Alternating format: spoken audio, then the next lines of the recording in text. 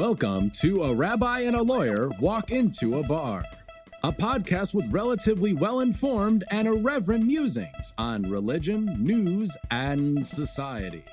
And now, for your hosts, Rabbi Asher Lopatin and John Geringer.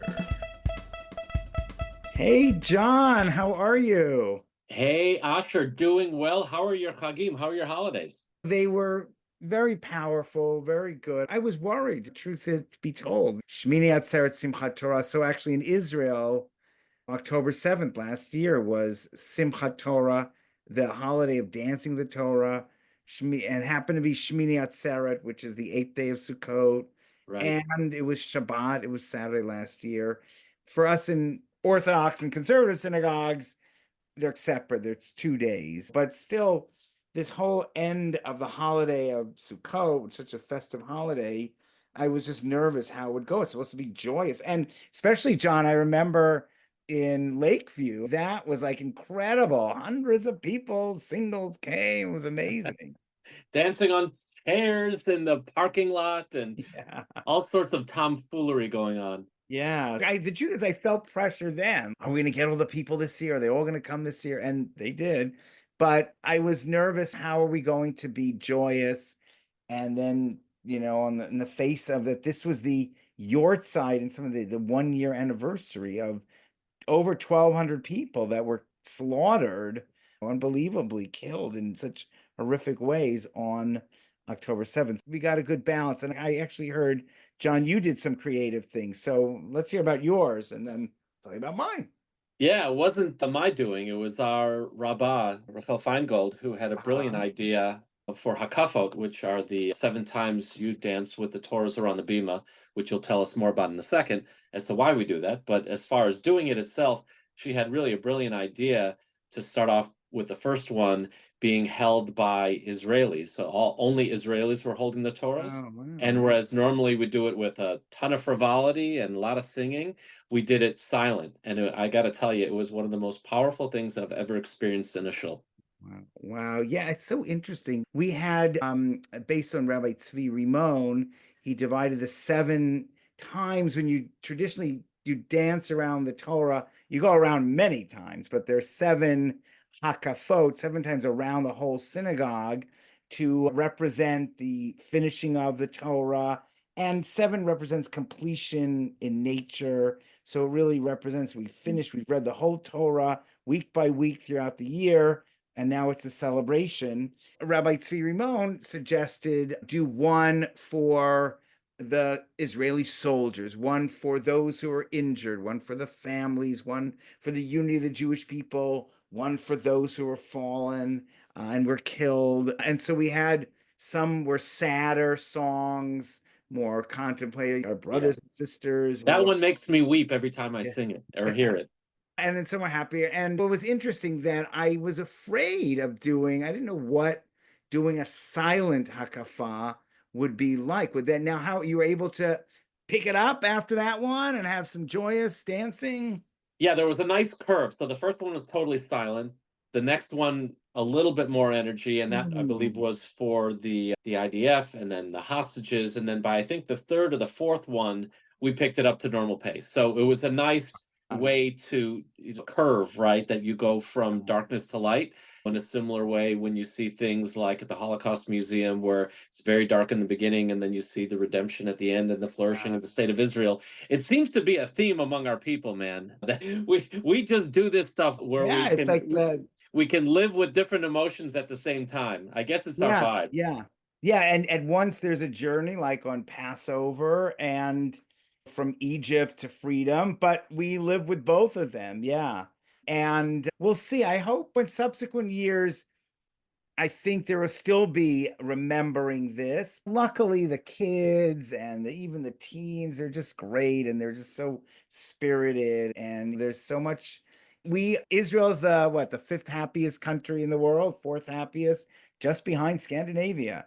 And there's something, our sense of purpose. People say meaning and purpose in life gives you joy. And I think no better way than to highlight, because the person who led the first hakafa was a very interesting guy that we'll bring on the podcast someday, who he himself was an American who was involved on October 7th in some of the fighting. He Oh, had been in one of those Fauda type police units oh and wow. was actually there. So to see him himself being the guy holding the Torah, and like I Wow. said, I'll recruit him to the podcast to tell his amazing story. That it really brought it home that you had an American who literally fought on October 7th, but also fought to get into the IDF at an older age. And Yeah. and Wow. so it was very powerful. Yeah, I'm going on a little mission that I organized in the beginning of December. And our main tour guide, I'm the tour guide for a lot of it, but the main tour guide that we're getting, yeah, is an Israeli Palestinian. He lives in Jerusalem. He's Arab, he's Muslim. He volunteers for Hatzalah, Wow. the organization that goes and saves people in a pinch with either ambucycles or ambulance runs. It's a volunteer organization of Jews, Muslims, and Christians, Druze. And he went down on October 7th, went down south with a lot of Hatzalah volunteers. So I'm looking forward, ready to weep, hearing his story. See, I thought you were going to mention that the guy leading the tour was the son of Hamas, the Mossad Hassan Youssef, who's on the news doing a lot better hasbara than most Israelis can do. We're not, it's not quite a big enough tour from the Ann Arbor area for that. But yeah, so the holidays were powerful, they were meaningful. I think they were good for people. In some ways, it's weird because the war is still going on. So it was strange to Right. mark this day anyway. But also, I think we got over a hump. Israel's gotten over a hump in Lebanon with Hezbollah and Hamas and Iran, and amazingly, in America, we got over a little kind of hump also to get through this year. And just luckily, we're in a much better place. This was, I think I might have mentioned it before, this was a leap year. So everything was almost a month later, 3 weeks later. And had Right. we had the holidays 3 weeks before we had them, things were a lot worse. And now we're still, the hostages are missing, but there's a lot more hope. Yeah, and I can think of nobody better to have that discussion with than our upcoming guest. Oh, and I think there's someone who was in Anshe Sholom. Yeah, it was many years. Absolutely. He did a stint there, so he's the few, the proud, the Anshe Sholom members. Excellent. John, I'll let you welcome him. We have been talking about this for a very long time. Been trying to Mhm. get my friend Rich Goldberg on. He is so many things. He has been everywhere in every important thing that's gone on for the last, I don't know, couple decades, it seems. He was deputy chief of staff to our senator here, Mark Kirk in Illinois. He was chief of staff to our governor, Bruce Rauner. He served on the White House National Security Council. He's in the Navy Reserve. He was actually sanctioned by Iran in Wow, 2020, which is pretty cool. We have to ask you badge of honor. who Yeah. starts your car every day. And I think most importantly for this era that we're in is he served on the Hill when they were approving U.S. funding for the Arrow 3 program and the Iron Dome. So Israel owes him a great debt of gratitude. And I'll add senior advisor at Foundation for Defense of Democracies. We love your foundation. It's great. Shanzer and the Dubowitz and It's a the great whole, team. It's an it's a amazing great, team. you're defending our democracy. So thank you.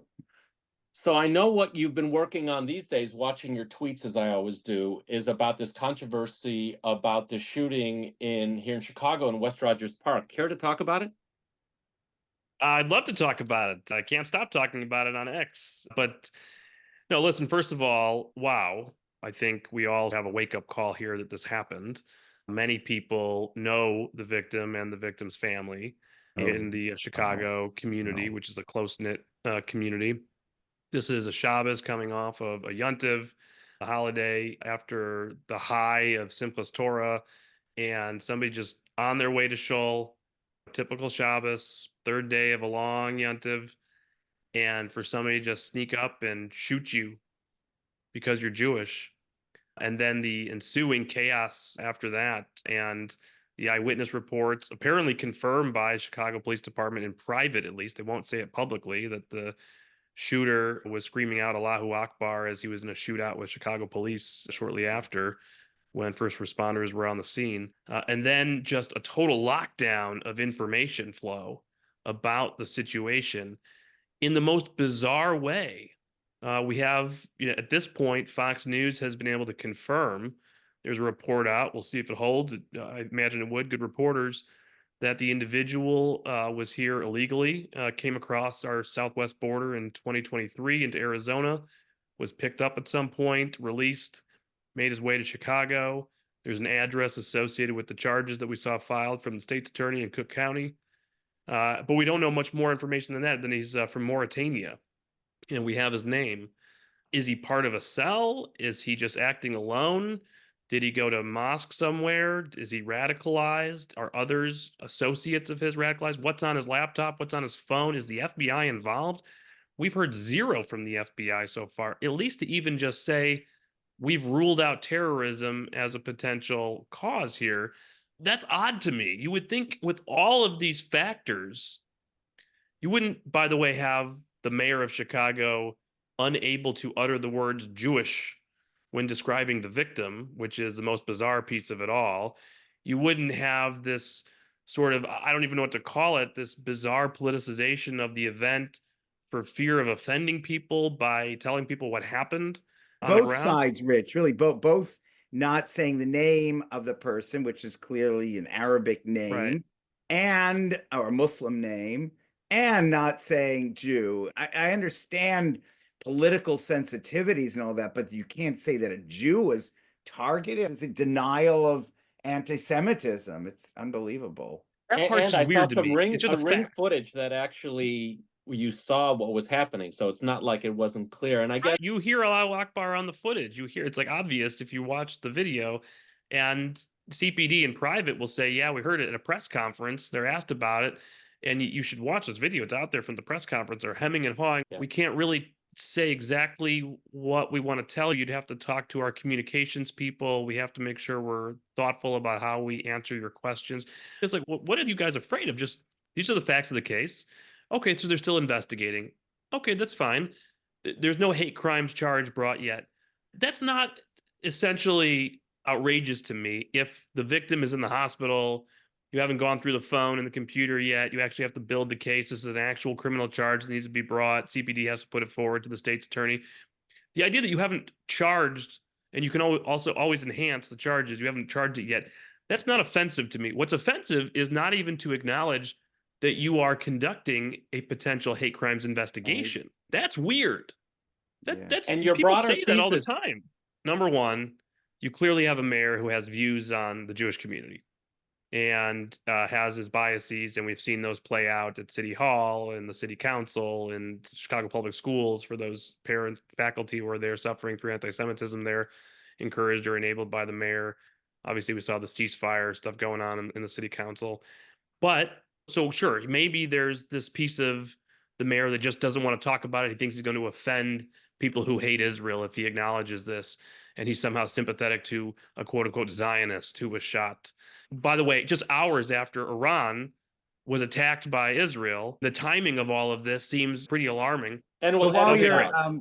I just want to mention that, Yeah. and I'm in Detroit, by the way. Like you guys in Chicago, you make Detroit look like the paragon of pro-Israel love, and calm. But the mayor also just appointed this rabid anti-Semite Oh yeah. to the head of the school board. There's calls for this person to step down, ready to resign. The city council now has come out after the evidence came out about this guy saying this person needs to resign. This mayor does not care about the Jewish community. In fact, he is fully in a mode of offending the Jewish community. That is his identity politics, for whatever that is. So that's one piece of it, maybe. But it's bigger than that. You have a governor who is Jewish, J.B. Pritzker.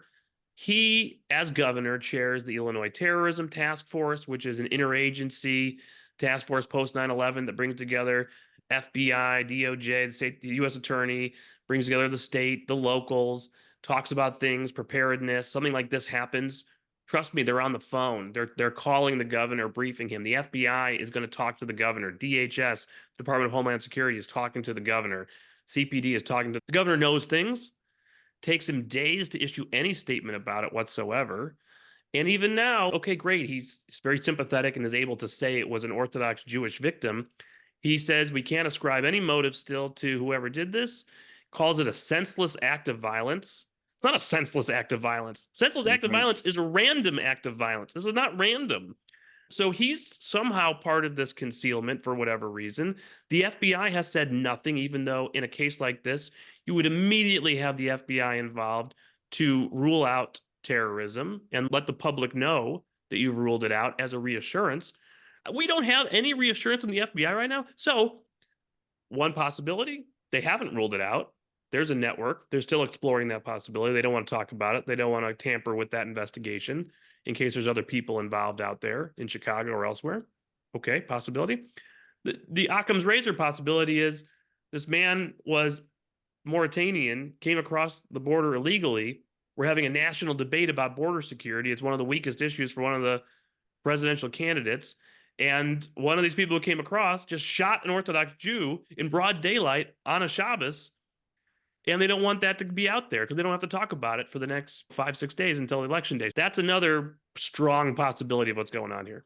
But Rich, I want to contrast that with the news from Sunday night, where there was like a mix at that Madison Square Garden gathering, a mix of Lubavitchers putting tefillin on people and Israeli flags and Holocaust and all that, and rabid explicit anti-Semitism, in not from Donald Trump, but from the comedians and from other, and Tucker Carlson. And that Donald Trump might not have known who this comedian, whatever comedian is, but he does know Tucker Carlson and he loves Tucker Carlson.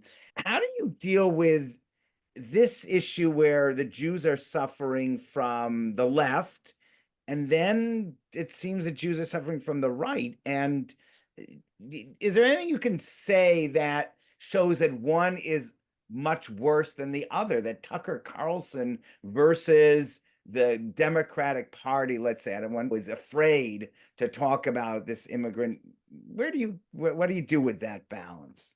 So I don't like engaging in whataboutism, but what I do engaging is examining all the problems and talking about them individually and then combating the problems.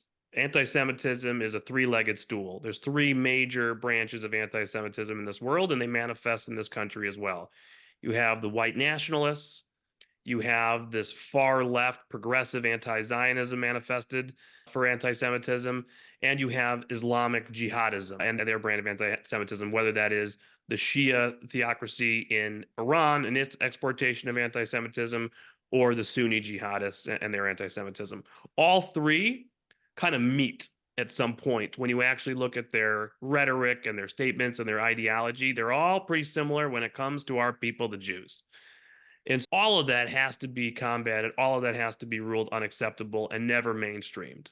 And if people of mainstream start mainstreaming it, it's our responsibility to call that out and push back on it immediately. Okay, so when Tucker Carlson starts dabbling with anti-Semites and brings a Nazi onto his podcast and gives this person a platform and says this person is a true historian, and oh wow, what a great take on World War II. The Churchill's the villain and Hitler was great, and oh, the Jews, they didn't have to die. Churchill could have just given up. It's just totally outrageous stuff. And I have not met the mainstream Republican member of Congress, influencer, people in the media, Trump supporters, people close to Trump who did not speak out. He really got it handed to him. Whether he wants to back down or not publicly, you must believe, because I saw it, I was part of it, I was screaming as well. He may have millions of followers, and some people may be afraid of his influence because of that. But the fact is that the people he had on were roundly condemned, called Nazis.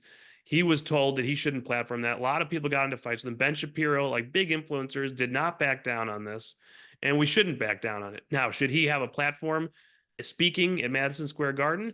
Should he still be on the road with presidential candidates or vice presidential candidates? I personally object to it. I don't like that. What I do know is that in a mainstream way, what he is trying to influence, what he tried to sneak into the party, was rejected.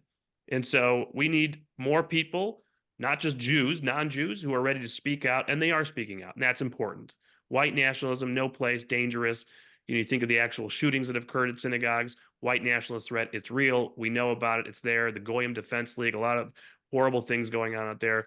We have to understand what it is. Ron DeSantis down in Florida did a great job fighting back on that white nationalism, the Goyim Defense League that were terrorizing the Palm Beach community and elsewhere. That's a good news story as far as mainstream Republicans, the vast majority of the party fighting back on that. Okay, so let's move and let's look at what's happening in the Democratic Party.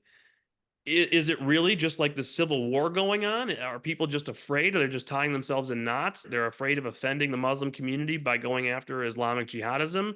They're afraid of getting cross-eyed with the far left extremists by defending people who identify as Zionists, because that's a dirty word now in the intersectional communities.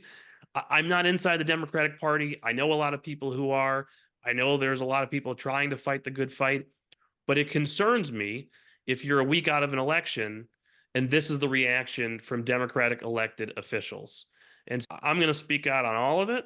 And what's happened right now does not appear to be a white nationalist attack. It appears to be either Islamic jihadism or far left or some combination.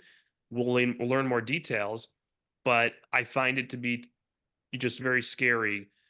Okay, so the mayor hates Jews. Fine, I got that already. But the governor, the Jewish governor, he's afraid to really wade in. If not for a Jewish alderwoman who represents the area speaking out and holding people's feet to the fire and some Jewish community leaders, we would know nothing still. So this concerns me. There are people who will push back on me and say, oh, this is not mainstream in the Democratic Party. You're making this out to be a bigger deal.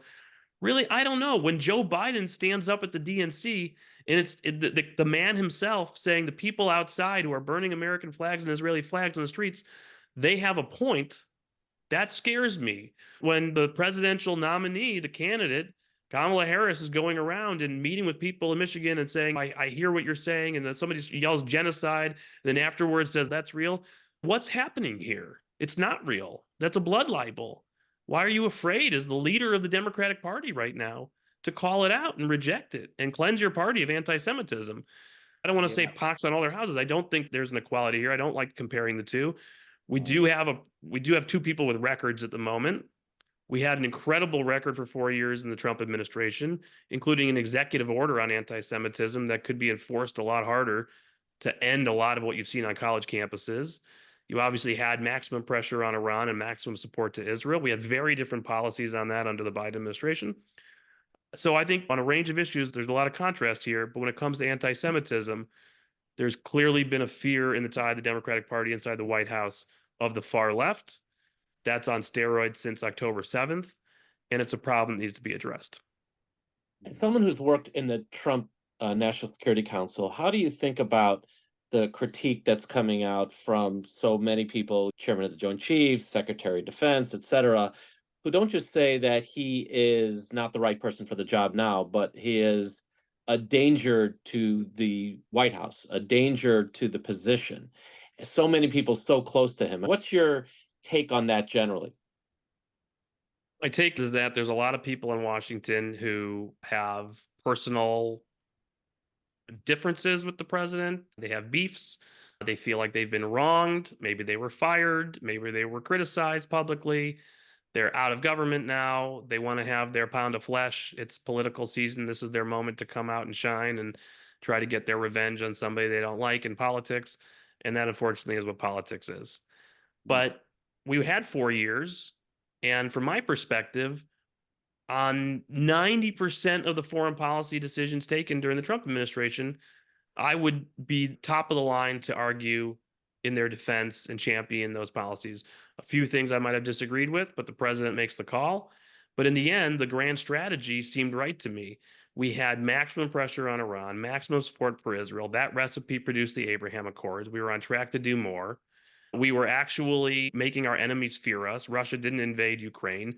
China wasn't actually moving forward with any plans to terrorize the Philippines like we've seen them do. Obviously, they were continuing their buildup towards an invasion of Taiwan during the Trump administration that's continued under the Biden administration. We need to be doing a lot more to counter China. We had pressure on Venezuela. We had pressure on Cuba. We saw bad actors for who they were. And by the way, there wasn't like some crazy nuclear war that started. No war started during the Trump administration. So this idea of, oh, he's crazy. Oh, it can't have a chaotic person like that at the helm. The fact is that the unpredictableness in foreign policy of Donald Trump actually confused Xi Jinping, confused Putin, confused Khomeini, and it worked to our advantage. The crazy man theory. Right. In That's some like ways. Ronald Reagan when he thought he was off air when he said the bombing starts in Right. 5 minutes. Yeah, Well, the talk to us Soviets about- were and- living in fear, sweating it out every night of Ronald Reagan when he took office. But you can take the crazy man theory too far, right? Or a competence issue, right? If his own medical director, Burke, said he probably killed 200,000 people because of his incompetence regarding COVID, that should be part of the record as well. And that's his own medical director. I was there right before COVID hit, and I was in the directorate of the National Security Council that handled the initial response. And I know a lot of people, and I've talked to a lot of people. And frankly, the number of lives saved by acting as quickly as he did against the advice of those same people who thought it would be xenophobic to shut down airspace to China, Right. people who were moving for airspace closures for the EU. There was a lot of resistance in the bureaucracy to doing these things because they thought it would be politically incorrect and bad for trade and all that. And the president kept asking the questions and pushing forward and finally made the decision. A lot of the people who now are out there singing a different tune probably bear some responsibility for not acting even quicker. In case you don't hate the WHO enough, it also has a standing agenda item to criticize Israel at its annual meeting and was one of the earliest, most critical condemnations of Israel within a month of the Well, so let October me- 7th massacre. I think we can assume any international organization is going to have an anti-Israel bias. So that, I don't know that if goes without saying. UNICEF. I think UNICEF was okay in the past. People got it mixed up with UNESCO, but I think UNICEF, I think, actually has been okay, and they've done well in the polio vaccination campaign in Gaza. Oh, so do you think, Rich, this is really interesting. And I have two questions, and you can answer, you don't have to answer both of them or any of them. But first of all, do you think Israel's going to be successful in getting rid of UNRWA and in replacing it with something that can feed the people and not just Hamas? And is Israel going to win on that, or is world pressure and American pressure going to push Israel?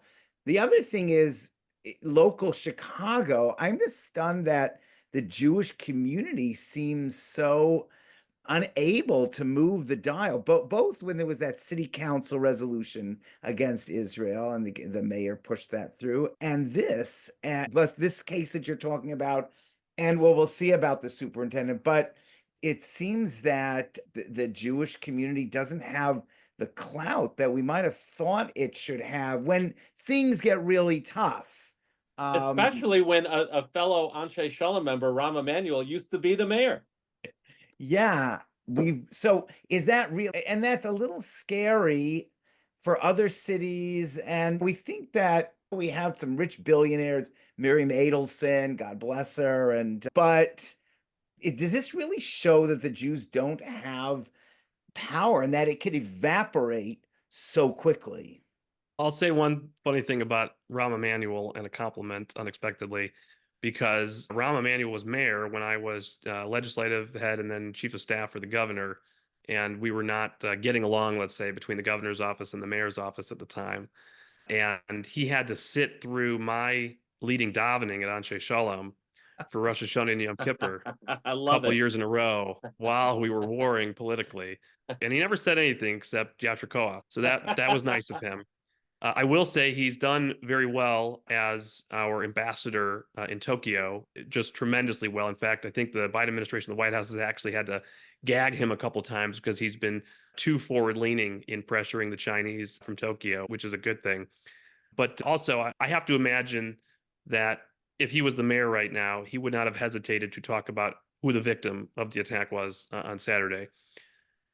Your second point first, listen, if people have not gotten the message at this point, I don't think anything could give them the message. And I think enough people have. You talk to dyed-in-the-wool Democrats in Chicago and people who you would never have thought would be up in arms to say, we have to fight back. We have to do something in City Hall. Got to get rid of this mayor. Got to get different people in the city council. We have people in the city council, elected people in the city council, who have gone on their Facebook accounts and said, hey, looking for a new therapist or looking for a new service provider for my child, can't be Zionist. Let me know if you have leads. It's a real person, a real elected person with the city council. The fact that you would expend that much energy in a city that financially and law enforcement wise has a ton of crises on organizing a close vote to defeat, people who are opposing you, to declare that we should have a ceasefire in Gaza. That's like, how about a ceasefire in Chicago, Mr. Mayor? I think the message has been heard. And I do think, from my sense in conversations, I don't know how that will manifest itself, but I do think that people who care and are politically minded and have means are going to get off the backbench, get involved, and realize the local level matters. Maybe they've been focused on national politics. Maybe they've been focused on state politics. And in the same way that's happened in New York, this is obviously the DSA, the Socialists, Democrats, America, whatever. They organized and started taking over the city council in New York, and they've been primarying people in congressional primaries and state things.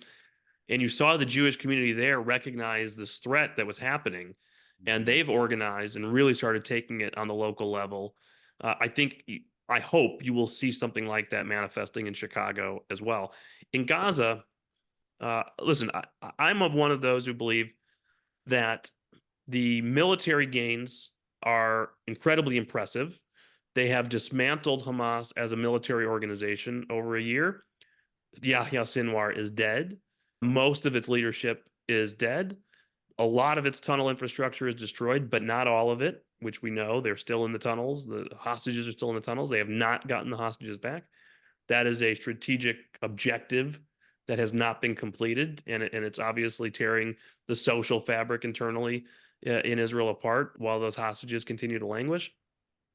But at the same time, we have to say, okay, how do you displace Hamas as this guerrilla force, as this insurgency that it's becoming, to ensure that you have communities that are non-Hamas run, that get some semblance of governance back, that get the water running, get the lights on, get the food distributed, get the schools back and on going, de-radicalize mosques, de-radicalize schools, etc. What does that look like? There has to be a post-Hamas Gaza, and there has to be a willingness of the population to participate in a post-Hamas Gaza. And that's become the struggle. Saying that there should be a post-Hamas Gaza and Hamas is weakened and Hamas is on its back foot is all well and good if the people are afraid of Hamas still. If nobody's willing to stick their neck up and say, I'll be the mayor, I'll be the municipal director, I'll be the superintendent of the school without UNRWA, without all. Because if Hamas is still in the background, if they can control the distribution of the aid through force, pillage what's coming in, steal it, put it on the black market for money, can basically threaten through extortion. You're going to give us cutbacks. We're going to tell you who and where to deliver aid to. Otherwise, we're going to kill you. If that continues, you cannot get people to participate in a non-Hamas governance for the future. What about a pan-Arab peacekeeping force on an interim basis? There's some reports coming out just in the last day or so that there is going to be some private contractor force that's going to roll in, like an Israeli, American, private, Blackwater type security force to try to create secure channels for aid distribution, stop the pillaging of aid, set those guys up to actually do the aid distribution so they're not being threatened. Nobody can interfere with them. You got to get your aid from a new non-Hamas channel and see if, while the continued terrorism, counterinsurgency, special forces operations that you see continuing to play out, to create the space for that and improved humanitarian conditions from this new idea. If that works out, do you actually have a clear hold and build the way that we had in Iraq in 2007 in the surge, instead of just the clear, not hold, no building, Hamas still taking advantage, which we've seen as almost a cycle over the last few months. I hope they can break that cycle. They need to be able to do it. The status quo over a long term doesn't feel sustainable. You may have no choice right now but to continue this status quo while you try every possible solution to get to that non-Hamas post-Gaza. I think there need to be parameters built into this for continued success. UNRWA, for example, should not be part of this Gaza future. We have a major disagreement between the United States and Israel right now over that, and obviously other European countries that support UNRWA. This, by the way, if you're looking for additional contrasts on issues, will be a major contrast depending on if there's a Harris administration or a Trump administration. Trump defunded UNRWA, Biden and Harris refunded it, and even though Congress has banned the funding through early next spring, we have seen a major defense of UNRWA from the administration just in the last letter of October 13th from Secretary Blinken and Secretary Austin to the Israelis, threatening the cutoff of military assistance if they didn't improve the situation in northern Gaza. They put into the end saying, hey, stop this legislation in the Knesset. You're looking at banning UNRWA. UNRWA is essential. It's irreplaceable. All the talking points. So we need to get UNRWA out of here, not just because they're a clear collaborator with Hamas, because their whole MO, the whole raison d'etre of the agency is to keep people trapped in dependency and welfare terrorism culture and radicalization and the future And of multi-generations of refugees. We're still waiting to return. The Jews are going to go into the sea. October 7th, in many ways, is the ideological, logical conclusion of UNRWA for 75 years.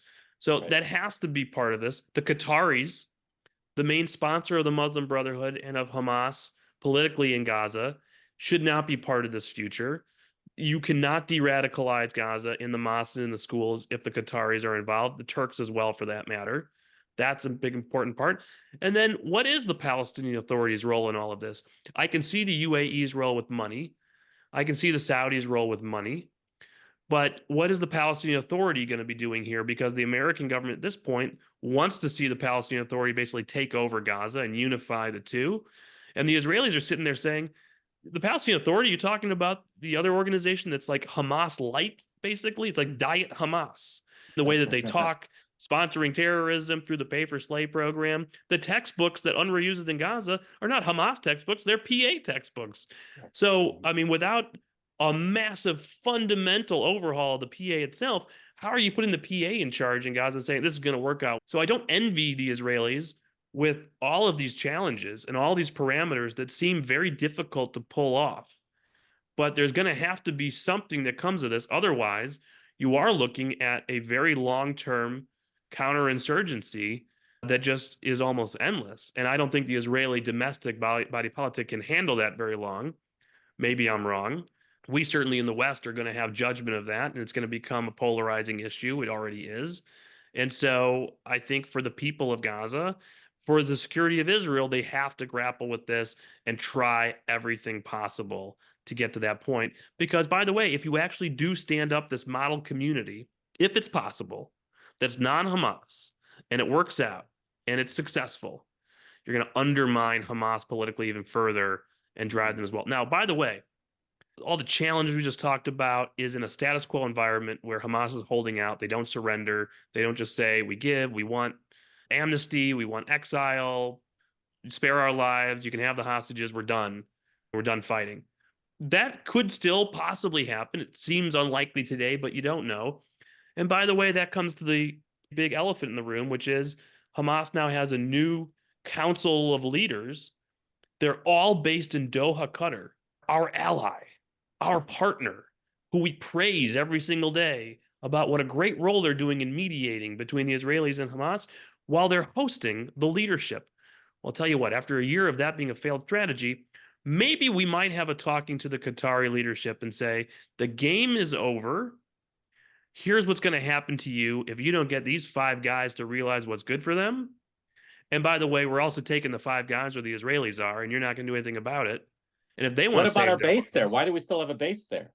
We've started moving a lot of assets out over the last couple of years. People don't realize that because, by the way, it's not only crazy that we have this massive base in the home of the greatest sponsor of Hamas outside of Iran, it's also crazy that we have a vulnerable base right across the Gulf from Iran, which is the major threat with missiles.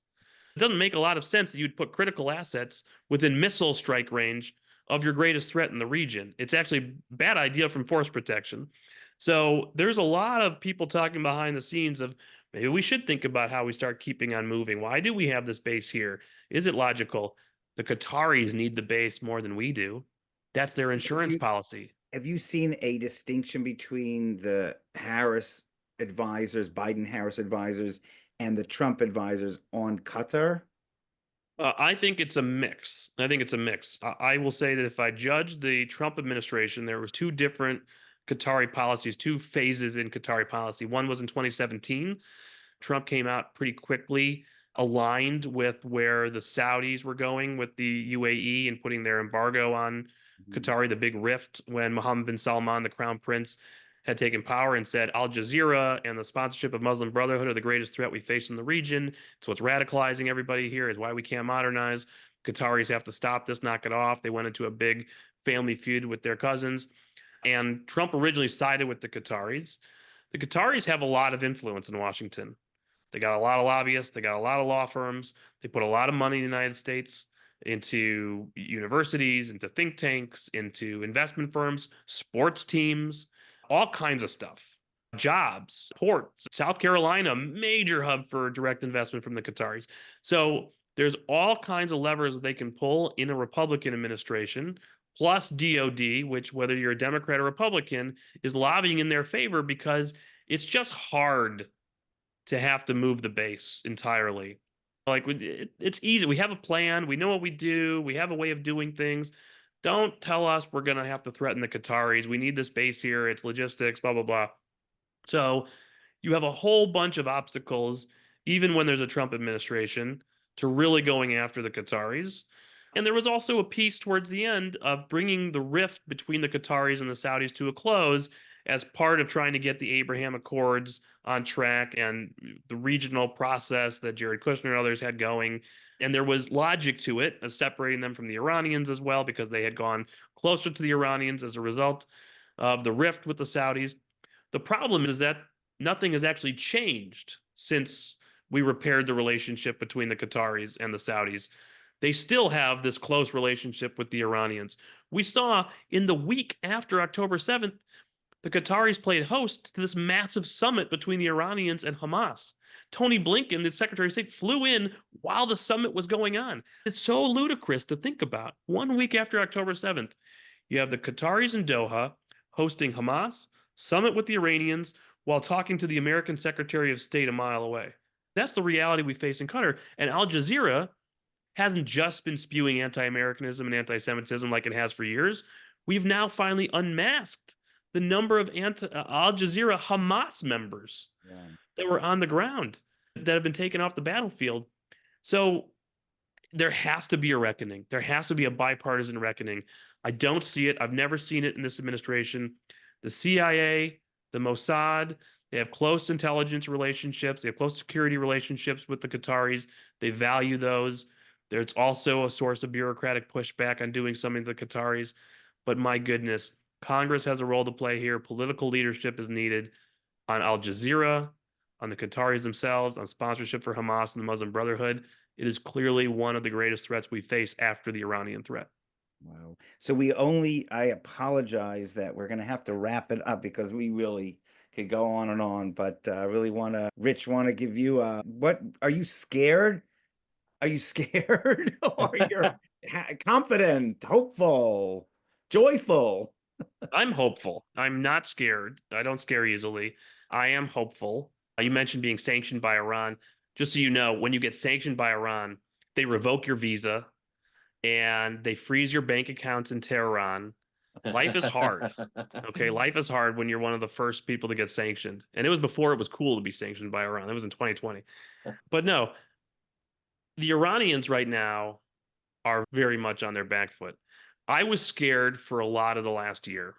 Not scared, but very nervous, anxious, not liking the strategic paradigm that the Iranians had created.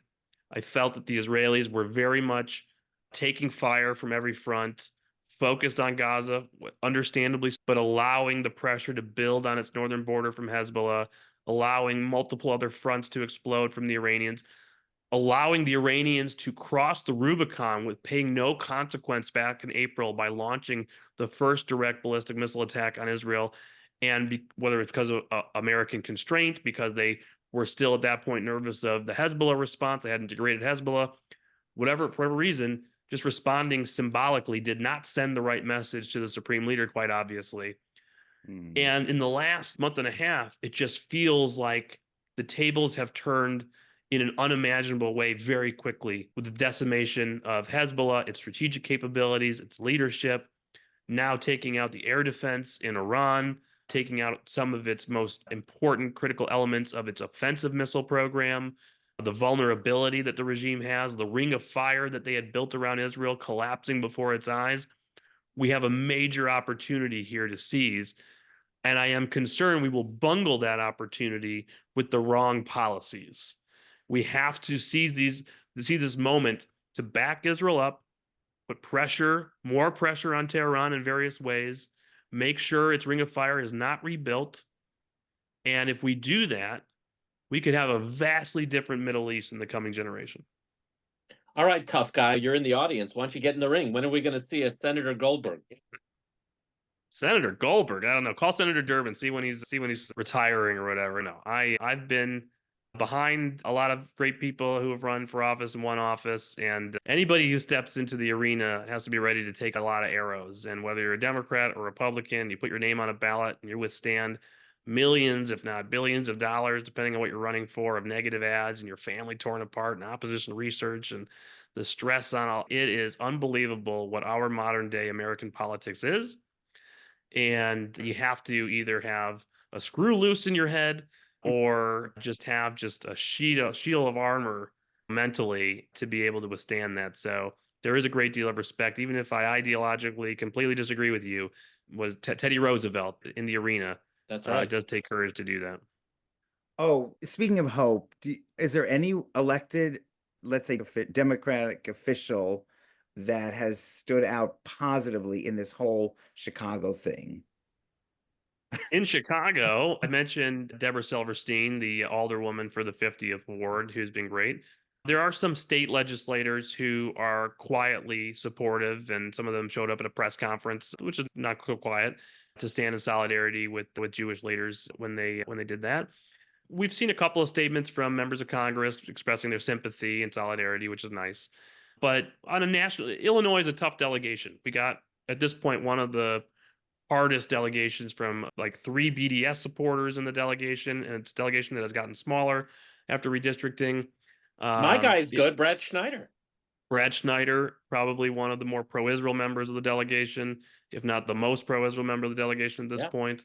We need to clone Richie Torres. Anybody listening knows that. We all know that. Yes, 1,000 times yes. How do we organically or inorganically clone this man everywhere in the country? I don't know, but that's clearly what is needed, is somebody who comes out of and by the way, politically, as a Republican, I may not actually want more Richie Torres because I think the Democratic Party will do better. But if you have a progressive voice who is from the identity politics and can say unequivocally, this is crazy. What are you talking about? And say, if you're a minority, stand with minorities. If you are LGBT, stand with the community that actually stands with the LGBT, not the community that discriminates and oppresses LGBT. The kids on college campuses, you have Hezbollah flags and Hamas flags and Houthi flags. Who better than Richie Torres to excoriate them and teach them? And there's other people, Josh Gottheimer, folks like that in Congress who have really stood out as leaders on the Democratic side. Thank you so much for your time. Keep up the great work on behalf of Israel. And we love to see where your career trajectory is going to take you next. Wow, John, he's incredible. He is, and he led services when he was at Anshe Sholom. He could have led services for Simchat Torah also. Amazing. That's right. He's a brilliant guy. Definitely holds his politics on his sleeve, but nothing wrong with that. I think he comes to it from a place of integrity. We don't have to agree on everything, but it's good to see he's on our team. Yeah. First wow, Chicago. I think Elie Wiesel said that you're in danger. When the police are on your side, then you're okay. When the police suddenly turn against you, then you're in big trouble. Now, thank God, in the case in Chicago, the police were there and they were treating this person and the paramedics, and the police were attacked by this perpetrator of this hate crime, it seems. The fact that some of the wheels of government don't seem to have our back is a little scary. There's a benign explanation for the delay, right? Which could be the investigation is ongoing. They can always add a superseding indictment down the road. They don't want to call it a hate crime until they've done their evaluation.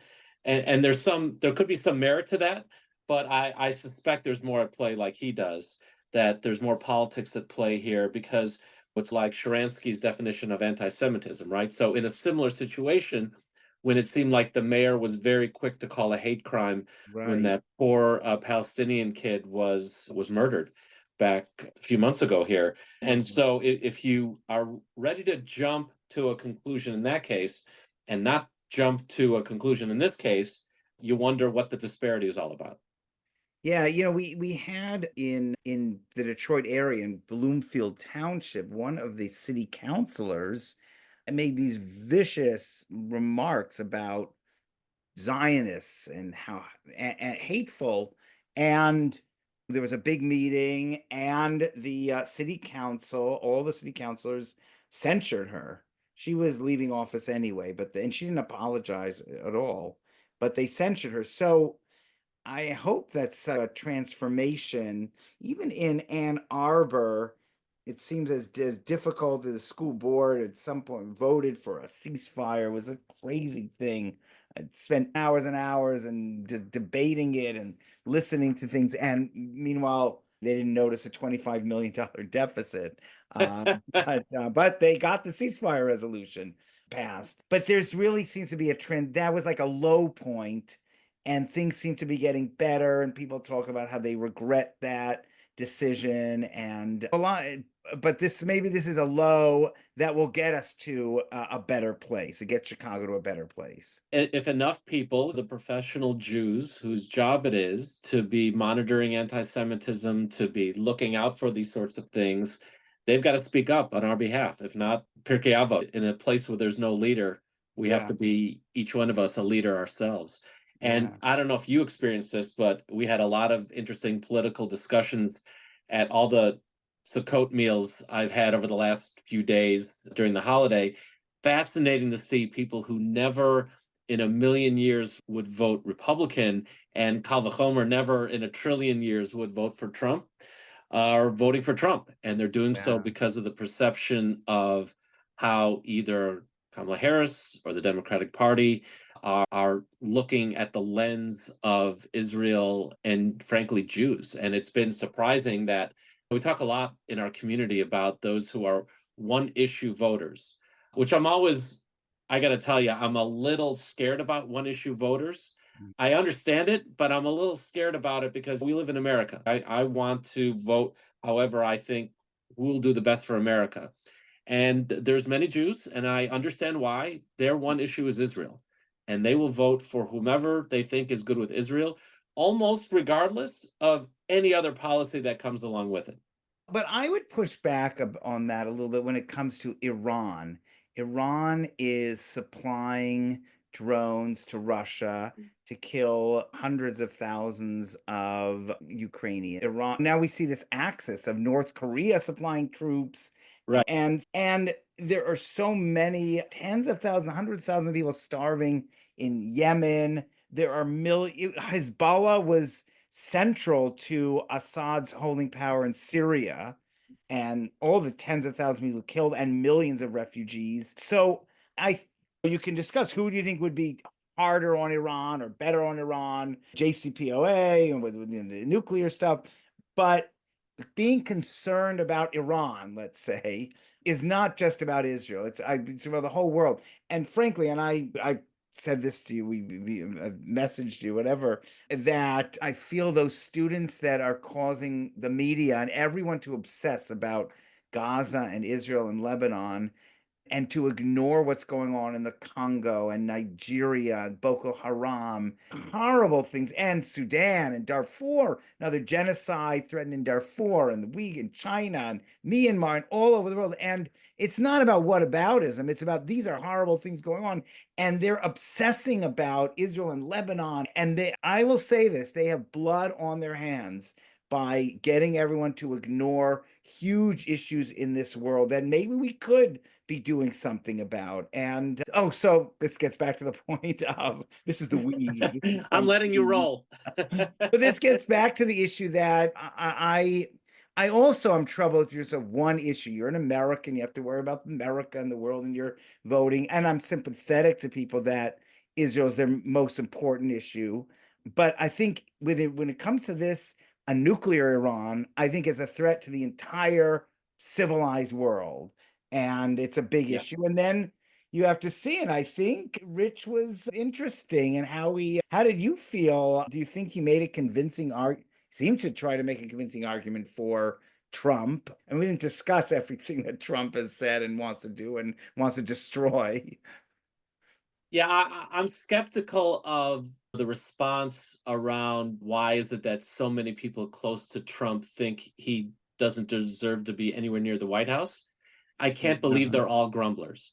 Yeah, Coupled interesting. with the fact that a chairman of the Joint Chief of Staff, much less any senior military official, they are very reluctant to jump into politics. And the fact that they felt compelled to do, I think really says a lot.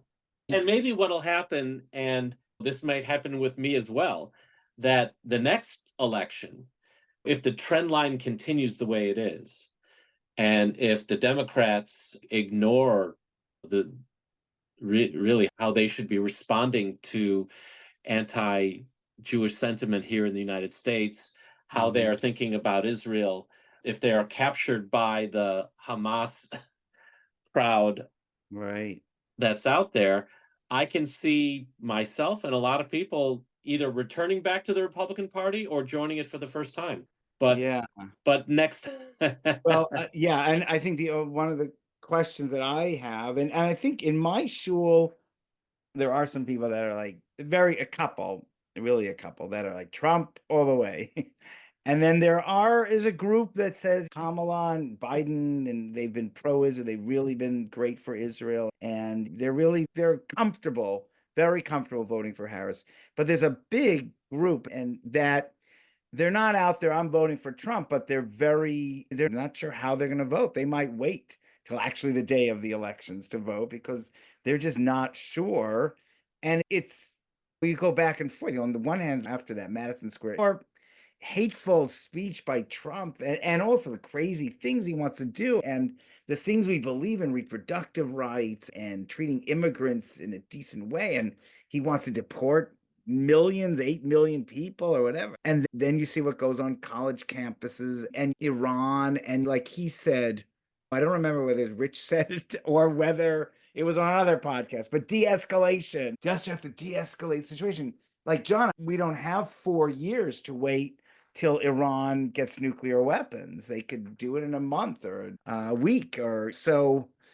I think people are just really, it's a very difficult, I guess every time, I don't know. I think this is more difficult than any other time for a lot of Jews. I would agree. I would agree. There are definitely cross currents going on in both parties. You could look at what Trump has said about if he loses it's because of the Jews or things like that. That doesn't give me any sense of comfort. No. And yeah, no, I think it is. Almost everyone I talk to has this sense of they're just going to hold their nose. Yeah. And this is probably the most unpleasant choice they have ever made in their voting lives. Yeah, I think Kamala Harris herself is very pro-Israel. It's really a question of which advisors is she going to listen to? Yeah, a lot of them get in trouble for this, but like Iranian connections, like they demoted that woman who is not a suspect for releasing any information, but Right. she was demoted and not allowed to see that information anymore, even though she wasn't a suspect, of course. The fascinating thing, if we go back, is that George W. Bush's decision to take out Saddam Hussein Big mistake. really is what brought this upon us because Saddam Hussein or his famous sons, the next generation, Lador Vador, would have kept a lid on Iranian intentions. Yeah, I think that, and certainly the nation building. Yeah, if you wanted just to take him out and then put his sons in power or something, just let him know that you don't act with chutzpah against America. But they were worse than him in terms of torturing citizens and things like that. It's something that I did read Mike Pompeo's book on his years in his 4 years with Donald Trump, and he's one of the very, very few that hasn't spoken from Trump. But he said they do nasty things. It's not, but you have to think strategically, a little bit of channeling Henry Kissinger, that realpolitik, it doesn't mean murdering a million people to get what you want, but sometimes there are crimes that leaders commit that you just have to look aside, like MBS in Saudi Arabia and Muammar Gaddafi in Libya. Things would have been much better had he stayed in power. He was a bad little guy, but yeah, I totally agree. That's when people talk about character of presidents. I probably have said this before, but some of our Jimmy Carter, I think he's a pure soul. He's terror. He was a disaster. And he's not a friend of Israel I don't know, not a friend of Israel. I don't think his theology lets him be that. But I think he literally wrote a book saying Israel apartheid, right? yeah, that's when it was such a shocker when people said that. But I think he's a pure soul. But look, I think if Israel would have bombed all the nuclear sites and done away with that, it'd be much easier for me or for a lot of people just to vote for Kamala Harris. Then they take care of that. It's scary. Oh yeah, because there would never be any secondary consequences to that. Well, they're missile. We have the THAAD system. And now Israel's getting that iron. Was it iron laser? Iron. Yeah, the iron beam or whatever. Iron beam. Iron beam. That's exciting. Wow. It'll certainly drive down the cost of the per shot kill rate. I don't want to be accused of antisemitism, but yeah, it's a very Jewish thing. Like, how do we cut the cost of this? We shoot him down for wholesale. Love it. Well, this month of Marcheshvan, there's nothing going on. Why do we have this month where there's no holidays? It's so sad. And some people think Mar is bitter. We do. In Israel, they do start asking for rain on the 7th of Marcheshvan, and Mar might mean rain, and it's the time when according to this coming week, the flood in the days of Noah occurred. Well, honestly, I think a lot of people are going to welcome a month without holidays, like just a nice break. Do rabbis get shuled out? No, give me more. We have shul tomorrow morning. We have a Shiva minyan. Give me more. But yeah, I think people after this 3-day was Thursday, Friday, Saturday. We had a minyan Sunday morning. We have minyan Sunday, but I noticed people took off right after minyan. They didn't stick around to schmooze or anything. We had bagels, we had donut, but they wanted to get out of there. We have Shabbat. Shabbat's like the first holiday, the best holiday. So it's okay this month. I think it's a little bit of a break, and we just have to survive Halloween, I think. Oh yeah, I think we talked about Halloween in the past, your views on it, but why don't you give us the cliff notes? Is it pagan? Was it American? We've taken all the passion out of the paganism part of it, but I do think as much as there are issues of privacy, and so my Rebbe Rav Soloveitchik did not like people to go trick-or-treating, but to give people candies, I think is a nice thing. And I think if you can connect people, especially where we are in Huntington Woods, people come from all over Detroit because we're thank God, a safe neighborhood. So they don't mind knocking on doors. And we're very liberal. No one has Glocks in our neighborhood. So I think it's a nice thing to connect with people. Happy Halloween, give people candies. It could be a very nice form of unhealthy tzedakah. Let's say that. Love it. Then I won't wish you a happy Halloween. And I don't know if I could wish you a happy Marcheshvan because it's supposed to be bitter. So I'll just wish you a happy week. Have a great week, and let's hope to hear good things. And what a week it's going to be. That's all I can say. Let's all keep our heads down, friends. Yeah. Okay, John, take care. Always a pleasure. Thank you for listening to this episode of A Rabbi and a Lawyer Walk Into a Bar. If you like what you heard, please subscribe to get our next episode delivered right to you. If you really like us, please consider leaving a review and sharing this with a friend. That would really help our efforts. And finally, to contact us and for more show-related information, please visit our website, rabbilawyerbar.com. Special thanks to our production team, David Stone for the introduction music, Andrew Bauman for the artwork, and I'm Nicholas Tantillo. This podcast is co-produced with Front and Social Studios in Chicago.